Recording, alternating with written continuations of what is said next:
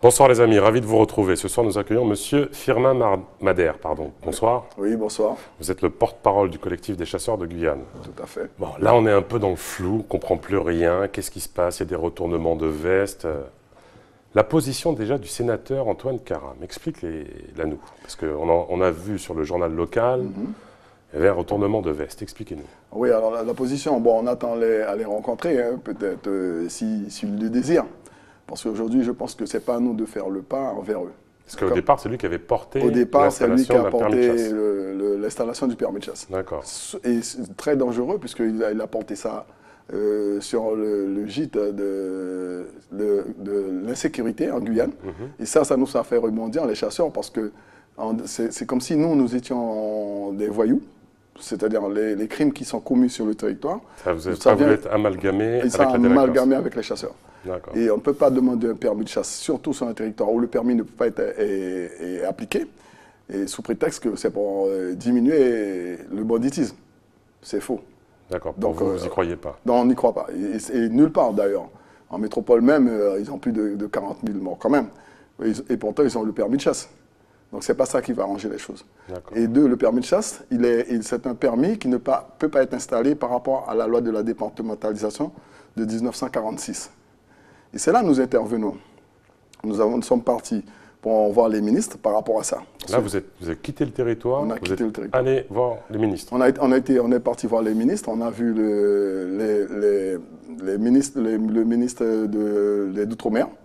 Madame Gérardin, qu'on s'est croisé, il nous a laissé quand même le rapporteur et le rédacteur en chef de cabinet. Donc, ça a été très bien. Et aussi, ils ne comprenaient pas trop ce qui se passait. Et après, pendant que nous sommes là, on a eu quand même M. Hulot qui a demandé à nous voir même 10 minutes. Donc, le collectif des chasseurs de Guyane a rencontré M. Hulot, ministre de l'écologie. Moi, je l'ai eu en face. Nous avons discuté plus d'une demi-heure, parce que de 10 minutes, on a fait plus d'une demi-heure, parce que lui-même, il nous disait qu'il ne comprend pas qu'est-ce qui se passe, pourquoi le préfet est aussi pressé de mettre un permis de chasse en place, et pourquoi il est acharné comme ça, en voyant le travail que nous, on fournit. On a dit, parce que par rapport à cet article L420-4, qui est depuis la départementalisation, qu'on ne peut pas changer si on ne change pas de constitution. Et c'est là, moi, je viens. Alors, M. Cossé, qui était ici, avait dit exactement la même chose. Il ne comprenait pas cette pression. Là, vous nous dites que le ministre de l'écologie, Hulot, n'a pas compris la pression du préfet, M. Faure, ici. Voilà, il n'a pas compris. Il n'a pas compris, et puis il nous dit, bon, on a dit, nous, c'est à lui qu'on demande ça, justement. On est venu pour ça, parce qu'en Guyane, M. Karam nous a fait tourner en bourrique pendant un mois à nous dire oui, on devait partir avec lui là-bas, parce que quand on lui a dit d'aller voir le préfet, pour dire au préfet d'arrêter ça, parce que ça c'est illégal. Il est parti avec M. Serville, effectivement, on le voit. Il nous a dit, M. Serville, c'est pour lui donner un coup de main. Et arrivé, le préfet a dit, nous on ne peut rien faire, nous sommes des modestes petits fonctionnaires. Donc ils étaient très fâchés de voir la réponse du préfet. Et quand ils sont revenus, il est reparti. Et puis après, il nous raconte, oui, mais les ministres ne peuvent pas nous recevoir parce que... Et ils sont en train de préparer les législatives et ça, c'est Antoine Karam. C'est Antoine Karam qui nous raconte ça. Et nous, quand on a vu ça tourner, nous avons été voir Madame le maire de Cayenne pour lui expliquer. Voilà, Madame Finera Hort, parce qu'on a fait toutes les communes. On avait laissé la commune de Cayenne en dernier pour voir le maire de Cayenne.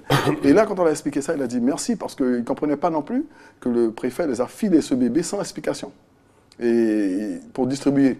Donc c'est un travail de plus. Alors on nous a dit que le préfet avait envoyé des courriers aux maires. Ils avaient envoyé les CERFA.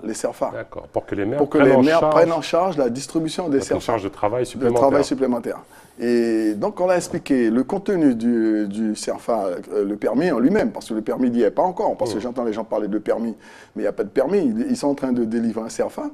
Et la loi en elle-même, elle n'est pas encore appliquée. Parce que quand on parle de loi, s'il y avait une loi qui devait être appliquée, aujourd'hui, on ne serait pas là. Donc, excusez-moi, monsieur Madère, mais on a vu dans la presse, etc., dépêchez-vous d'aller dans les mairies, demander votre permis de chasse. Tout ça, c'est de la bêtise. Tout ça, c'est de la bêtise. C'est de la bêtise. Moi, c'est de la bêtise pure et simple. Si aujourd'hui on est là, c'est parce qu'on sait que c'est la bêtise.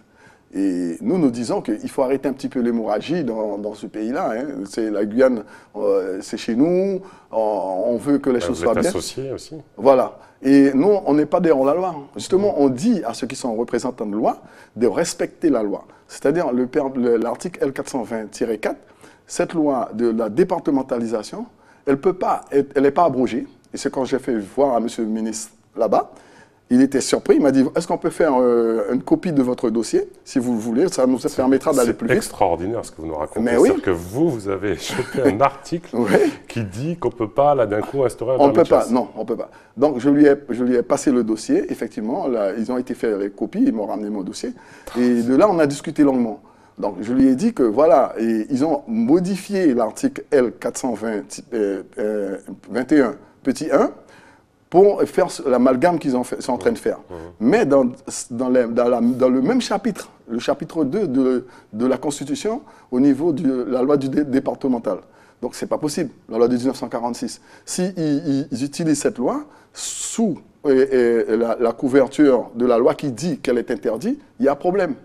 Et cette loi n'est pas abrogée. Quand une loi n'est pas abrogée, on ne peut pas en passer un autre. Vous avez rencontré aussi les élus, les maires. Alors, on a rencontré... Qu'est-ce que vous disent les maires maintenant? Nous avons demandé à voir les maires, parce que quand on a fait toutes les communes, nous avons constaté qu'il y a des maires qui n'étaient pas trop bien au courant de ce qui se passait. Mais non pas, ils délivraient les CERFA. On les a dit, sincèrement, on les a dit, mais écoutez, vous faites mal votre boulot. Parce que vous devez savoir que ce CERFA, elle est fausse. On les a fait voir sur le CERFA lui-même, ça figurait l'ONCFS. L'ONCFS n'est pas un ministère, il ne peut pas être sur le CERFA. Moi, je l'ai donné à M. Hulot, d'ailleurs, ils ont gardé le CERFA là-bas. Il m'a dit, j'ai raison, il ne peut pas, parce qu'eux, en France, l'ONCFS, c'est juste pour délivrer les permis. En France, il a dit. L'Organisation nationale des forêts, etc. Voilà. Et qu'aujourd'hui, en France même, la Fédération française de chasse, puisqu'on avait le vice-président avec nous, et dans toutes les parcours, et eux, ils ne veulent plus de l'ONCFS, parce qu'ils disent que l'ONCFS a pris une ampleur, une tournure, où eux, ils ne peuvent pas payer quelqu'un qui les bride, qui les pose du tort. Donc, automatiquement, nous, on a compris l'enjeu. C'est que c'est d'installer l'ONCFS en Guyane, qui déjà, sans le pouvoir réel, nous embête. Allez voir quand on va lui donner le pouvoir en plein. Dernière petite question, M. Madère, le profil de l'émission est en cours. Qu'est-ce qu'il vous a dit, M. Hulot, le représentant de la ministre des Outre-mer? Alors le retour, là, c'est quoi? Alors le retour, rapidement, quand il a regardé, on lui a proposé une carte de chasse. Et effectivement, qui rentre dans les cordes. On lui a donné l'organigramme du fonctionnement, il a dit, mais c'est impeccable. Il a dit c'est impeccable. Oui, il a dit c'est impeccable. Il a dit, bon, ben voilà, nous, je saisis le préfet demain matin. Et comme ça, effectivement, on sait qu'il a saisi, puisqu'on a eu l'ADL en arrivant en Guyane le lendemain, le 8 du mois. Et l'ADL, effectivement, nous a confirmé qu'ils avaient le mail et qu'ils attendaient sur nous pour travailler ensemble pour mettre quelque chose en place. Monsieur Madère, dès que vous avez un retour, vous êtes notre invité privilégié pour nous donner la suite. Je vous remercie beaucoup. Merci à vous. Les amis, merci pour votre fidélité, merci pour vos retours. Tchambé.